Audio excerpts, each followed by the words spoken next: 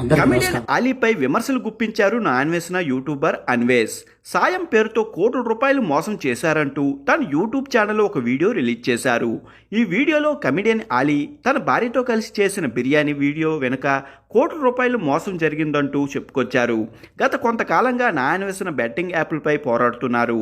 అనేక మంది యూట్యూబర్లు సెలబ్రిటీలకు సంబంధించిన వీడియోలు పెట్టి పేరుకు పేరు, డబ్బుకు డబ్బు, వ్యూస్కి వ్యూస్ అన్నట్లుగా ఫేమస్ అవుతున్నారు నా అన్వేష్. అయితే తాజాగా కమెడియన్ అలీపై విమర్శలు గుప్పించారు. మరో బెట్టింగ్ యాప్ బాగోతాన్ని బయటపెట్టారు. ఈ వీడియోలో నా అన్వేషణ మాట్లాడుతూ, నాకు ఇష్టమైన యాక్టర్ మీరు, నాకు ఇష్టమైన కమెడియన్ మీరే సార్. చిన్ని వాళ్ళు బెట్టింగ్ యాప్లను ప్రమోట్ చేసిన ఒక అర్థం ఉంది, కానీ మీలాంటి వేలకి పడగలెట్టే వాళ్ళు బెట్టింగ్ యాప్లను ప్రమోట్ చేయడం ఏంటి సార్?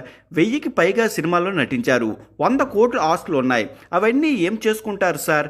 ఈ బెట్టింగ్ యాప్ల వల్ల మీకు లాభం రావచ్చు, కానీ ప్రజలు నష్టం జరుగుతుంది.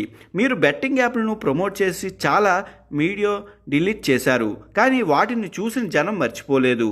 రంజాన్ మాసంలో చాలా పవిత్రం ఉండాలి, కానీ మీరు రంజాన్ మాసంలో కూడా బెట్టింగ్ యాప్లను ప్రమోట్ చేశారు.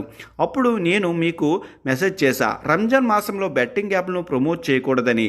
దానికి మీరు ఏ కామెంట్ చేశారంటే, అల్లా ఎక్కడైనా చెప్తారా అని అన్నారు.